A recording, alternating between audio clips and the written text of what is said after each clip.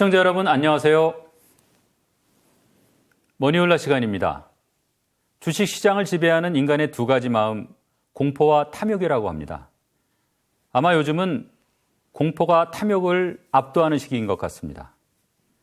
대부분 우울한 예측뿐이죠. 그래서 오늘은 결이 좀 다른 얘기를 들어보는 시간 마련했습니다. 인모스트 투자자문 장재창 대표 모셨습니다. 어서 오십시오. 안녕하세요.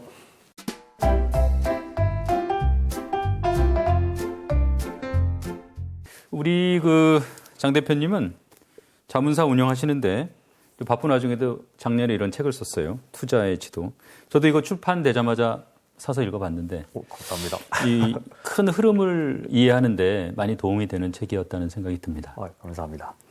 이게 투자 고수들이 시세 변화에 너무 좀 민감하게 반응하지 말라 이런 얘기를 많이 하는데 이제 요즘처럼 막 떨어지면 귀에 안 들어오는 소리입니다. 그렇죠. 우리 장 대표님은 지금은 어떤 장세고 아주 멀리는 아니어도 올해 정도는 이런 장세일 것 같다. 한번 예측 한번 해주시죠. 네. 사실은 그 순간순간을 보는 것보다는 저는 이제 증권회사에서 PB로 고액 자산 관리를 오래 해왔습니다.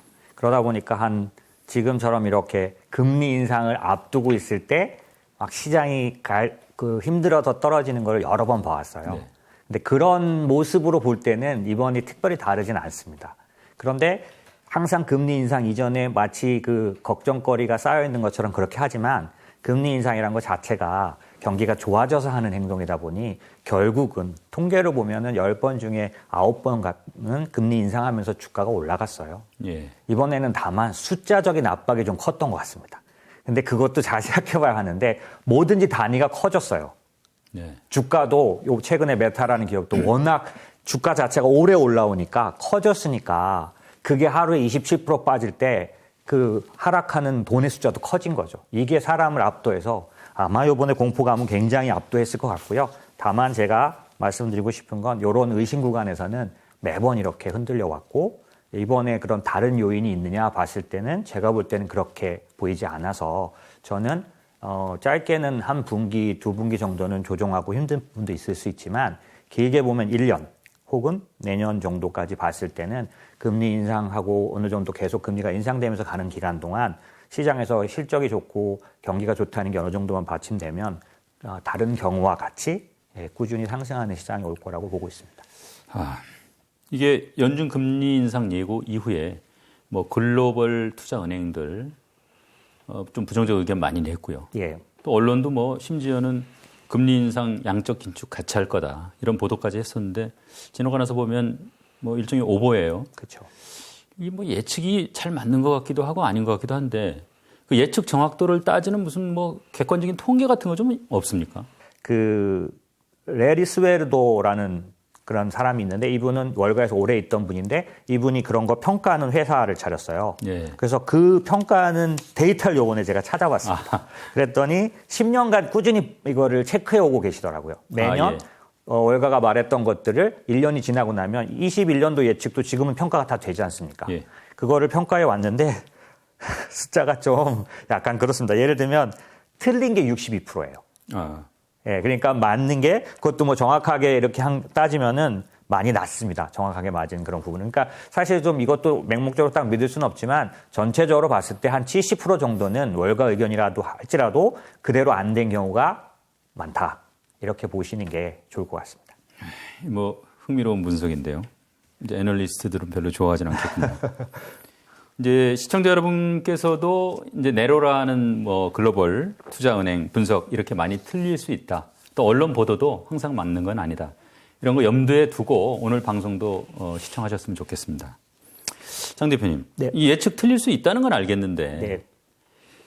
주식이 그래도 고점 대비하면 최근에 많이 떨어진 건 사실 아닙니까? 많이 하락했습니다.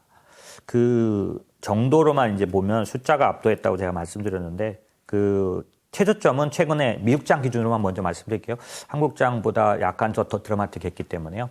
1월 27일 날 기준으로 나스닥은 13,352포인트인데 이게 한 달 동안 올해 들어서만 16% 빠진 겁니다. 야, 예. 나스닥 지수로만 보고. S&P는 11% 하락했고요. 지금은 이제 한 6% 정도 상승해서 14,194포인트 정도 조금 이렇게, 회복했군요. 예, 올라와 있죠.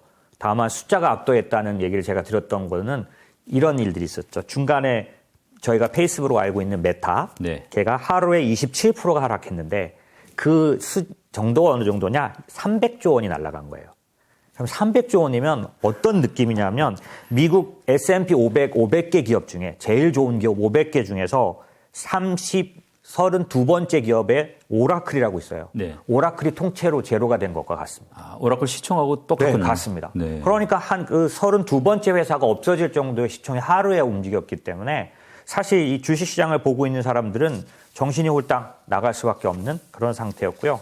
제가 얼만큼 빠졌는지를 말씀드리는 걸로 말하니까 하나 더 충격적인 거, 이게 이제 저희가 시장을 볼 때 좀 항상 생각하셔야 되는 건데, 네. 지수는 이 모든 시장을 대표하지 못해요. 네. 왜냐하면 시가총액별로 이게 구성되어 있다 보니까 나스닥 100인 경우는 작년 12월 말 기준으로 나스닥 100 지수에서 5개 기업이 45%를 차지합니다.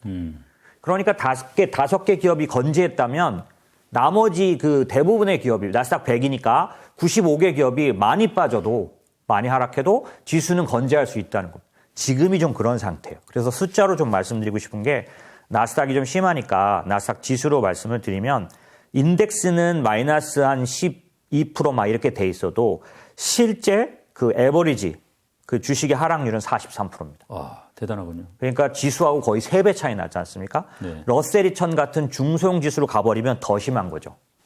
그러면 뭐 이 정도면은 사실 투자자들이 공포를 느끼는 것도 과하지 않다 이런 생각 드는데요. 그렇죠.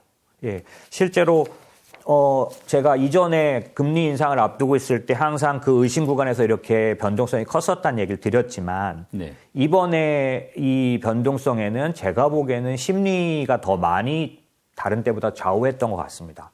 그걸 어떻게 알 수 있느냐? 저희가 보통 좀 중요하게 생각하는 그런 그 변동성 지표 같은 것들이 있는데 그런 변동성 지표 대표적인 것들을 저희가 체크해 봤더니 과거의 그런 지표가 아닌 거죠. 그래서 제가 갑자기 얘기를 드렸으니까 간단하게 말씀드리면 전문가들이 굉장히 중요하게 생각하는 시장의 공포 지수가 있습니다. 그게 뭐냐면 HNNSI라고 합니다. 요거는 뭐냐면 H는 허버트.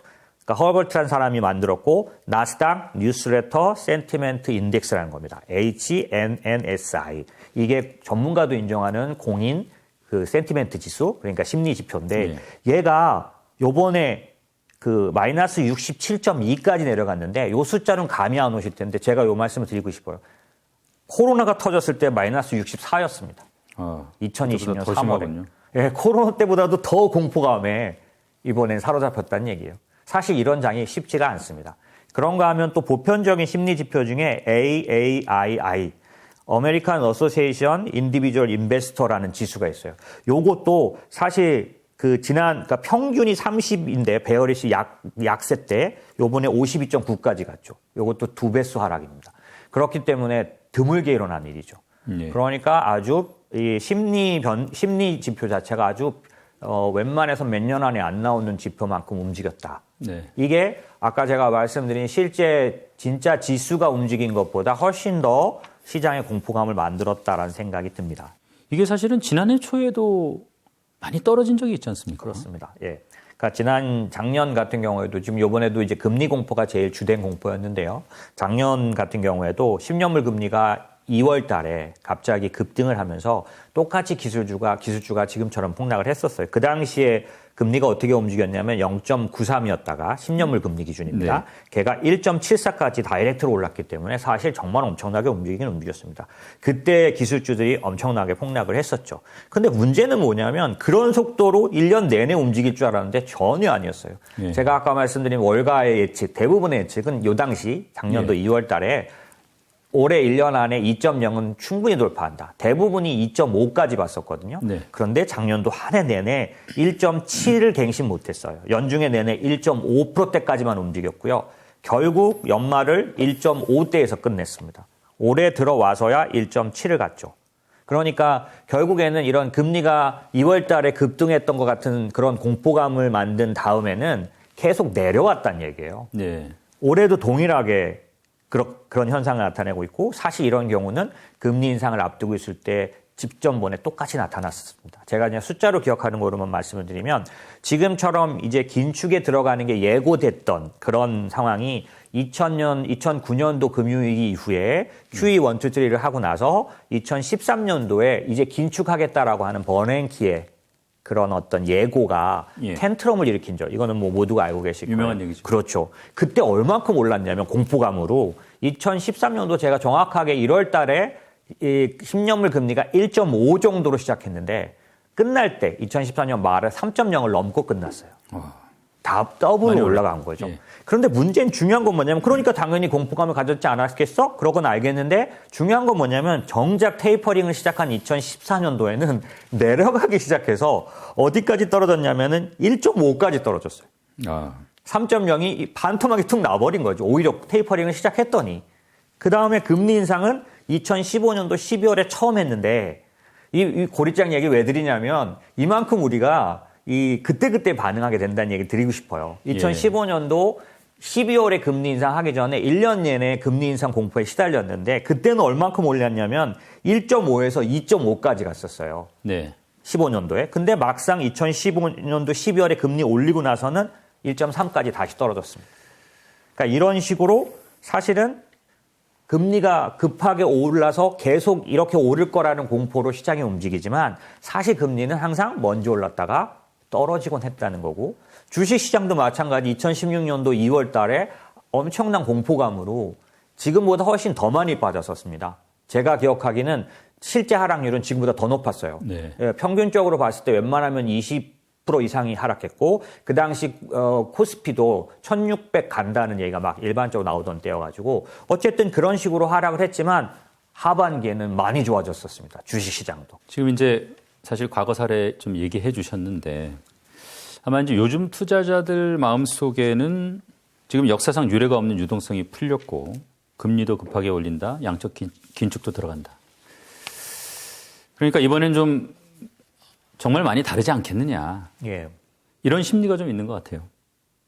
근데 이제 장 대표님은 이제 그런 걱정을 할 단계는 아니다는 말씀이고. 네, 예. 그럼 이제 주가가 왜 떨어졌는지에 대해서 좀 구체적으로 그 원인 네, 네. 뭐 이런 거 한번 분석 좀 해주시죠. 작년도 10월 달, 11월 달만 해도 제롬 파월은 뭐라고 말했냐면 인플레이션은 트랜지토리, 일시적이다. 그렇죠. 계속해서 얘기해 오고 있었는데 갑자기 12월 달부터 태도가 돌변한 듯한 표현들을 하기 시작했기 때문에 이게 시장으로 하여금 공포감을 훨씬 더 극대화시켰다. 왜냐하면 금리 인상이 어떻게 바뀔지 횟수 같은 것들을 나타낸 표를 보면 원래 작년도 12월 같은 경우에는 작년도 11월 같은 경우에는 올해 금리 인상이 한 번 뭐 이런 정도였다면 예. 지금은 5번, 6번, 7번도 제가 조사해 보니까 유럽 그러니까 유로 그 선물 그러니까 금리 선물에는 6번이 반영돼 있더라고요. 6번 인상이. 그리고 그러니까 지금 앞으로 150p 2022년 동안 150bp가 올라갈 거라고 이미 가격에 반영돼 있어요. 그러니까 한 번도 안 올릴 줄 알았는데 5번, 6번 올려야 된다고 생각했으니 얼마나 급하게 의견이 조정됐고 그 다음에 사람들의 마음을 흔들렸는지 모르고 그 다음에 사실 시장의 공포는 언제 제일 심하냐면 의견이 다양할 때. 이렇게 될 수도 있고 저렇게 될 수도 네. 있기 때문에 만약에 어떤 하우스가 굉장히 안 올릴 거라고 봤을 경우에는 그거에 대응한 사람들은 놀라면 더 크지 않겠습니까? 네. 그러니까 시장에는 소동이 더 크게 일어나는데 이번이 짧은 기간 안에 너무 다른 의견을 접했기 때문에 그런 소동이 일어났던 때였다라고 보여지고요. 결론적으로 보기에는 제가 지금 시장을 흔들어 놓은 거에는 거의 대부분의 것이 연준의 변심 때문이다라고 보고 있습니다. 장 대표님, 이게 이제 연준이 입장을 갑자기 또 급하게 바꿔서 이런 일들이 일어났다는 건 이해가 되는데 그렇다고 해서 지금의 어떤 폭락 장세를 이걸로만 다 설명할 수는 없을 것 같은데요. 뭐 좀 다른 이유들이 있습니까? 다우가 10,000일 때 하고 다우가 30,000일 때 10%가 빠지면 장중에 5%가 빠지면 숫자가 10,000일 때 5%와 3만일 때 5%는 숫자 자체가 다르지 않습니까? 네. 아까 메타 기업의 하락도 마찬가지지만 그런 것처럼 시장에는 이미 시장이 오랫동안 올라왔기 때문에 하루에 움직이는 하락 폭의 폭 자체가 크니까 그거에 질려서는 안 된다. 비이성적이 돼서는 안 된다는 거고 조금 전에 말씀드린 또 다른 요인 중에 하나는 뭐냐면 과거에 어느 때보다 ETF가 전체 이 시장의 투자 자금에 차지하는 비중이 너무 높아졌다. 그걸 우리가 어떻게 평가하냐면 보통은 뮤추얼 펀드라 그래서 간접 투자는 펀드가 대표적인 상품인데요. 예. ETF도 마지막에 F가 펀드이기 때문에 펀드긴 하지만 직접 투자처럼 할 수 있는 펀드인데 이 ETF가 과거에 이 뮤추얼 펀드를 따라 이미 넘어선 지가 2년째 돼가고 있는 거죠. 네. 그러니까 전체 간접 투자 상품의 대부분 많은 부분의 주된 부분이 ETF가 차지하는데 ETF가 왜 그런 문제가 되느냐? ETF는 기본적으로 패시브형 상품이에요. 예. 그러니까 같은 펀드 중에서 원래는 펀드라고 부를 때 대부분의 펀드는 아무 말 안 해도 액티브 유형이거든요. 뭐냐면 펀드 매니저가 고르지 않습니까? 그러면 펀드 매니저가 고르는 그런 목적은 뭐냐면 자기가 종목을 골라서 코스피보다 나스닥보다 더 잘하겠다는 거거든요. 예. 그러다 보니까 골라내서 더 효율적으로 만드니 이거는 액티브를 말하고요. ETF는 태생적으로 원래 패시브라 그래서 그게 무슨 말이냐면 고르지 않는다는 의미입니다. 패시브는. 그냥 나스닥이 1% 오르면 나도 1% 오르고 나스닥이 5% 빠지면 나도 5% 빠지도록만 설계하겠다. 그래서 펀드 매니저가 필요 없고 컴퓨터, 금융공학만 필요하기 때문에 보수가 싸요. 네. 그래서 지금 이렇게 커진 건데 그러다 보니 무슨 단점이 있느냐면 맹목적으로 오르고 맹목적으로 내립니다. 네. 무슨 말이냐면 지수가 만약에 장중에 5%가 하락을 합니다. 예. 무슨 일이 생겨서 그러면 ETF는 얘는 거의 오후 들어서 얘를 맹목적으로 따라가느냐고 자기 안에 있는 그 자산을 무조건 5%만큼 줄이게 돼 있는 거죠. 아하. 만약에 사람이 매매를 한다면 지금 이렇게 크게 떨어졌으니 지금보다는 하루 기다려봐서 이렇게 생각할 수 있는데 ETF는 강제적으로 장 끝나기 전에 줄여버립니다. 네. 그러니까 어떻게 되냐면 심리에 의해서 하락한 상태에서 ETF가 뒤를 치기 때문에 더 강하게 하락을 시키고 사람들은 거기에 놀래 나자빠지는 거죠. 이런 현상이 아주 급락을 할 때는 더 강력하게 나타납니다. 특별히 레버리지가 걸려있는 것들이 워낙 많기 때문에 미국 시장은 훨씬 더 레버리지가 발달돼 있어서 예. 3배짜리가 일상화돼 있어요. 그러니 제가 기억하기에는 2018년도에는 당일날 ETF가 마진콜로 해지돼 버린 적도 있어요. 자산이 다 없어져 버린 거죠. 예, 그럴 정도로 ETF가 시장을 지배하고 있다는 게 이번에도 커다란 영향을 줬고 두 번째는 알고리즘 트레이딩이라 그래서 지금 미국 같은 경우는 벌써 70% 80% 이상 알고리즘 트레이딩이라는 게 뭐냐면 얼마 이상 하락하면 팔자가 그냥 나가는 로스컷 같은 것들 그다음에 얼마 이상 하락한 주식은 무조건 사는 거래들 이런 것들이 프로그램으로 이제 매매가 나가게 돼 있는 걸 알고리즘 트레이딩이라고 하는데 예. 이게 워낙 지배적이다 보니까 결국에는 어느 정도까지 하락하면 안 나가지만 어느 과거에 없던 선을 넘거나 특별한 숫자가 나와버리면 바로 하락해버리는 더 크게 하락해버리는 알고리즘 트레이딩도 최근에 굉장히 큰 영향을 주고 또 하나 마지막으로 제가 얘기가 좀 길었는데 말씀을 드리고 싶은 건 개인 투자자들이 시장을 지배하기 시작했다. 그러니까 완전히 시장을 좌지우지하지는 않지만 예. 주된 플레이어가 됐다는 건데 이건 왜 그러냐면 과거에는 그렇지 못했습니다. 아하. 주식시장은 한국도 마찬가지. 그러니까 코스닥 시장이 아니라 한국 같은 경우는 코스피 시장은 외국인과 기관의 시장이었죠. 그렇죠. 그런 면이었는데 미국도 마찬가지였거든요. 헤지펀드와 기관 투자자들의 시장이었다면 아시다시피 코로나19의 동학개미 운동이라고 말하는 미국도 그런 로빈후드 운동이 일어나면서 예. 지금 미국의 주식시장의 상당 부분을 개인 투자자가 움직이고 있는데 그게 어떤 면에서 움직이냐면 미국은 우리나라보다 개별 종목 옵션이 훨씬 더 발달해 있습니다. 예. 그러니까 한 종목의 옵션을 콜옵션과 풋옵션을 걸 수 있는 거예요. 옵션으로 거래하기 때문에 얼마 전에 끝난 옵션 만기 날은 엄청난 변동성을 가져왔던 거죠. 그런 것처럼 근데 개인들의 특징이 뭐가 있냐면 좀 레버리지를 좀 쉽게 생각하세요. 그러다 보니까 옵션 거래도 많아지고 이들의 그럼 참여가 커지다 보니 어떤 그런 그 부작용이 생겼냐면은 민주시라고 하는 주식은 어떤 주식 같은 경우는 작년도 한 해 3,000%가 올랐어요.